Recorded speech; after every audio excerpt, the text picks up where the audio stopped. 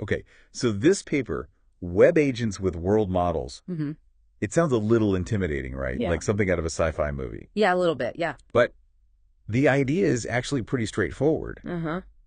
How can we teach AI to think about what's going to happen before they do something, just like people do? Yeah, that's the big question, right? Instead of just reacting, they're thinking ahead. Exactly. And the researchers really focus on the limits of AI as it is now, Okay.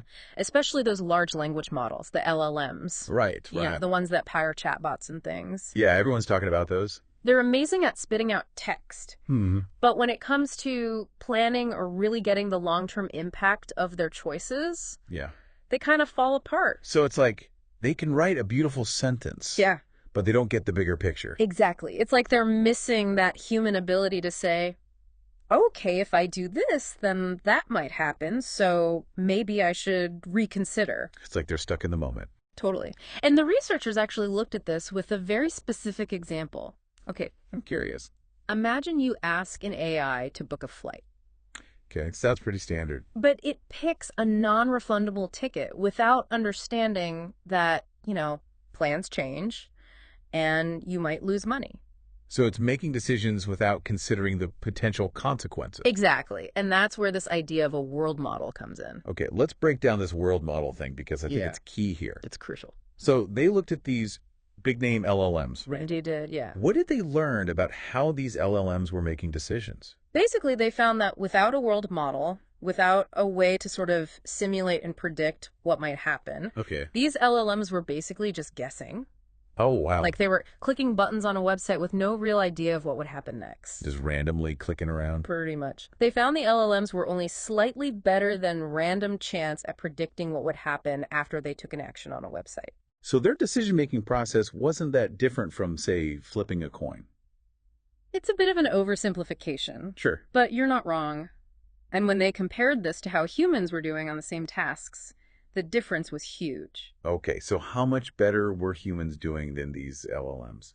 Well, humans were getting it right around 83% of the time, while the LLMs were only around 55%. That's a pretty big gap. Yeah, it really highlights that humans have this natural ability to think ahead that AI is still struggling with.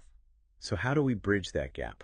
How do we give AI this ability to think about consequences before taking an action? That's the million-dollar question. Right. And it's really at the heart of this research. Okay, so how do we give an AI a world model? Well, it's not about giving them a crystal ball or anything. Okay, good to know. It's more about changing the way they learn and process information. Okay. Think about how we make decisions as humans. We naturally consider different possibilities. Yeah, like what-if scenarios. Exactly.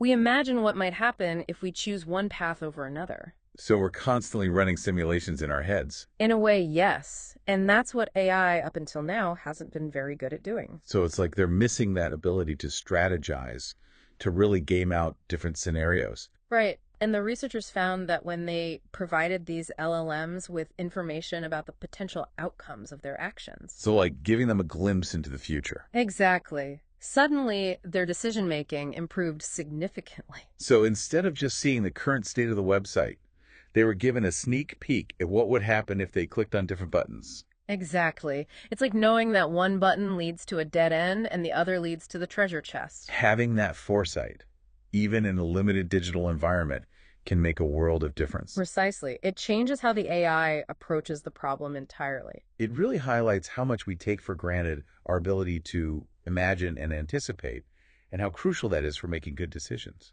Absolutely. And that's the gap this research is trying to bridge, giving AI that same power to simulate and learn from consequences, which could lead to much more intelligent AI systems. And hopefully AI that makes fewer, shall we say, interesting decisions. Exactly. We want AI that makes our lives easier, not more complicated. So how did the researchers actually go about giving AI this ability? How do you give a computer program the ability to imagine? Well, they didn't snap their fingers and magically give it a crystal ball or anything. No magic wands here. What they did was develop what they call a World Model Augmented Web Agent, or WMA for short. A WMA agent, okay. Yeah, it's kind of a mouthful. It is, but it sounds important. It is, and it's actually a very clever approach. Okay, I'm all ears. Imagine you're trying to explain a change on a website to a friend. Okay, like a new layout or something. Exactly. You probably wouldn't go through every single detail, right? No, I just point out the important stuff. Exactly. You'd focus on what's new, what's different. And that's essentially what the WMA agent does. Right. So instead of overwhelming the AI with a whole new web page of information every time something changes,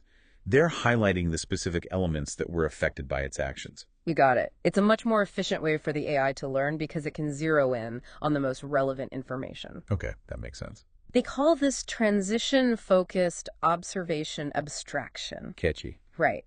And it's a key innovation of their research. So the WMA agent focuses on these key differences. Right. What happens next? How does it actually put that information to use? Good question. So they break it down into a 3-step process. Okay, let's hear it. First, there's harvesting data.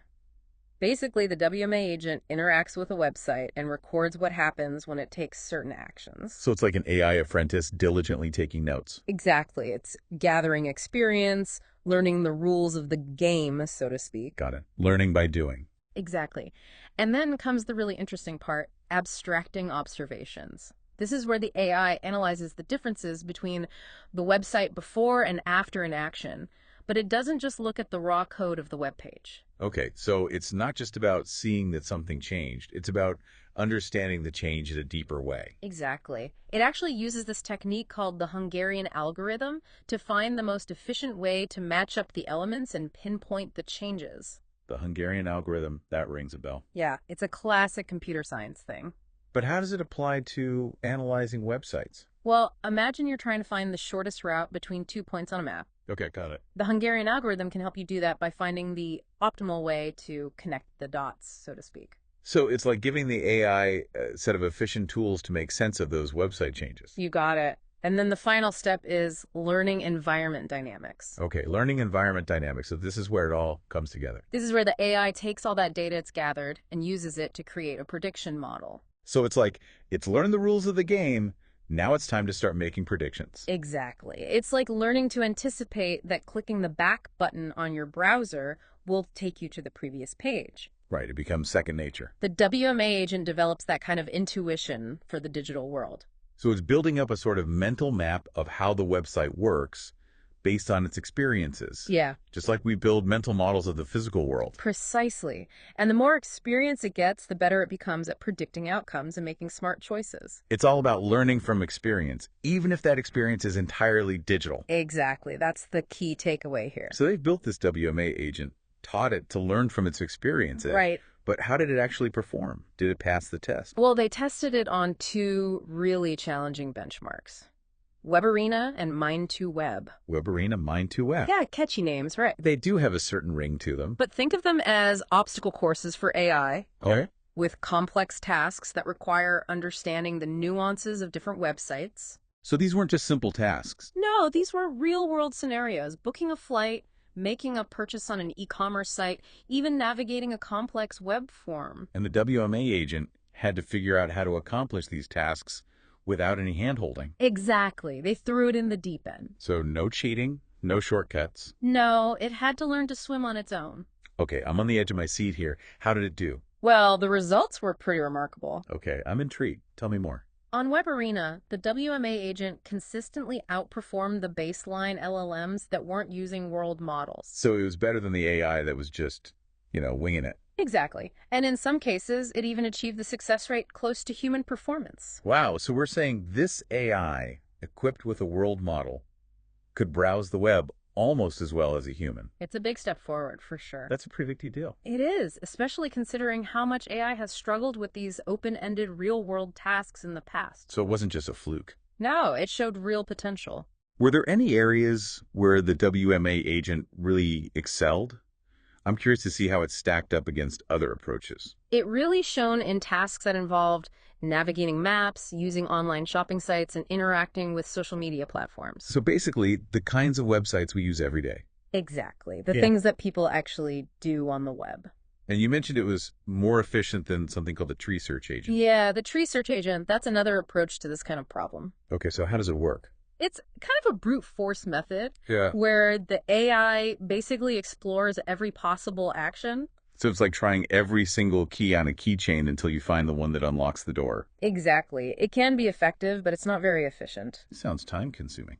It can be, and that's where the WMA agent has an advantage. So it's working smarter, not harder. Precisely. Because it can simulate the outcome of its actions, it doesn't need to waste time actually performing every single one. Okay, so it's like planning your route before you start driving instead of just driving around aimlessly. Exactly. And that's the power of the world model. It's like having a map instead of just wandering around hoping for the best. Exactly. And that's what makes this research so promising. So we've talked about WebArena. What about Mind2Web? How did the WMA agent perform on that benchmark? It actually achieved state-of-the-art performance on Mind2Web, surpassing all the previous best methods. State of the art. That's impressive. It's a big deal in the AI world. So it's not just good. It's like the best there is right now. For this particular benchmark, yes. Wow, so they've really created something special here. They're pushing the boundaries of what AI can do. This is all incredibly promising, but I imagine there were some limitations to their approach. Of course, no research is perfect. Right, there's always room for improvement. Exactly. And one thing that stood out is that the current WMA agent mainly focuses on text-based information. Text-based, so it's really good at understanding the words on a web page. Exactly. But websites are more than just text, right? Oh, absolutely. There are images, videos, all sorts of multimedia elements. Precisely. And those things can influence a user's experience just as much as the text, sometimes even more. It's like trying to understand a movie by only reading the subtitles. Right. You're missing out on the visual cues, the tone of voice, the music. Exactly. All those things that add depth and emotion. And integrating those other modalities into the world model is definitely a next step for this research. So imagine an AI that can understand not just the text on a web page, but also the emotions conveyed by images or the tone of voice in a video. Now that would be something else. That would be incredible. You would completely change how AI interacts with the web. It's like going from black and white to full color. Exactly. And the researchers also acknowledge that their current approach mainly focuses on single-step decision-making. Single step, so it's really good at predicting the immediate outcome of an action. Right, like if I click this button, this will happen. But in the real world, we often need to think several steps ahead. Exactly. And that's where the concept of multi-step planning comes in. So it's like planning a vacation. Exactly. You don't just book a flight, you find a hotel, you research activities, you make sure it all fits within your budget. Right, there's a whole series of interconnected decisions. And the researchers believe that their world model approach could be extended to allow AI to plan and execute those more complex multi-step actions. So instead of just taking things one click at a time, the AI could start to think strategically about how to achieve its goals over the long term. Precisely. Like a grandmaster in chess, thinking many moves ahead. That's incredible. It really opens up a whole new world of possibility. It does. But it's important to remember that AI is still a long way from perfectly replicating human intelligence. Of course. And I think it's important to address the elephant in the room. Oh, okay. What's that? Errors. Ah, yes. The ever-present possibility of AI making mistakes. Even with all these advancements, I imagine the WMA agent isn't immune to making mistakes. You're absolutely right. No system is perfect. Right, and understanding those errors is just as important as celebrating the successes, right? Absolutely. And the researchers actually analyzed the types of errors that came up during their experiments. Oh, interesting. So what did they learn? What kind of mistakes was the AI making? Well, it turns out these errors can be quite revealing about the challenges of building a truly comprehensive world model. So it's not just about whether the AI gets things right or wrong, but how it gets things wrong. Exactly. And they found that the WMA agent's errors often stemmed from a few key areas. Okay, like what? Give me an example. Well, sometimes the model would make predictions that were technically correct, but far too general to be helpful. So it's like understanding the question, Yeah. but not giving a very satisfying answer. Exactly. Like, imagine you're asking the AI to help you find a good Italian restaurant nearby, Okay, I'm hungry already. and it responds with, "You'll see various dining options." Technically true, but not very helpful. Exactly. It's like, "Thanks, Captain Obvious." It's like the AI understands the basic concept of what you're asking, but is missing the crucial details that make for a satisfying answer. Precisely. It's missing that nuance, that human touch. So what other kinds of errors did they encounter? Another common problem was what they called low-function competence. Low-function competence. Okay, that sounds a bit technical. It basically means that the WMA agent would sometimes struggle to understand how specific web elements or functions worked. So it's like trying to use a smartphone without knowing how to swipe or tap the screen. Exactly.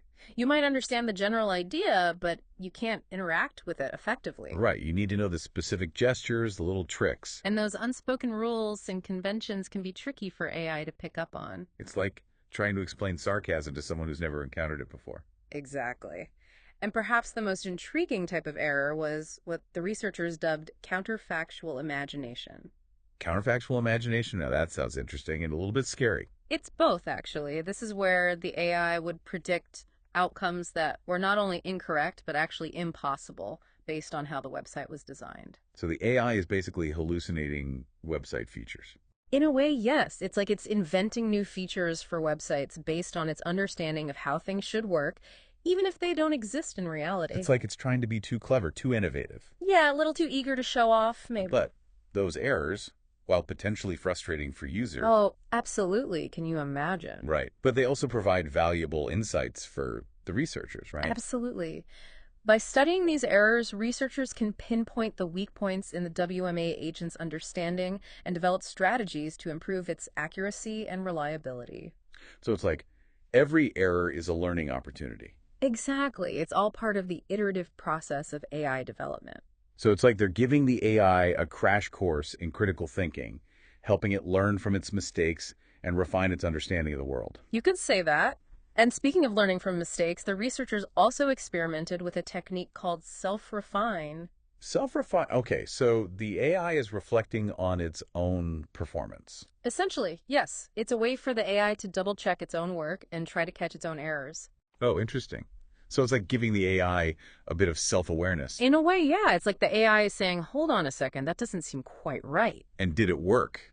Did this self-reflection actually improve the AI's performance? They found that by incorporating this self-refined step, the WMA agent was able to improve its performance even further. So it's like having a second set of eyes, even if those eyes belong to the AI itself. Exactly. It adds another layer of verification to the process. That's really clever. So to bring it all together, it seems like this research has the potential to revolutionize how we interact with the web. Oh, absolutely. And it goes far beyond just browsing websites. What other possibilities come to mind when you think about AI with world models? The possibilities are pretty much endless. Imagine AI assistants that can not only understand your requests, but also anticipate your needs. So instead of me having to explain every single step to my virtual assistant, it could almost read my mind. In a way, yes. It could become so adept at understanding your preferences and anticipating your needs that it feels like magic. That's both exciting and a little bit unnerving, all at the same time. It is a powerful technology. It is.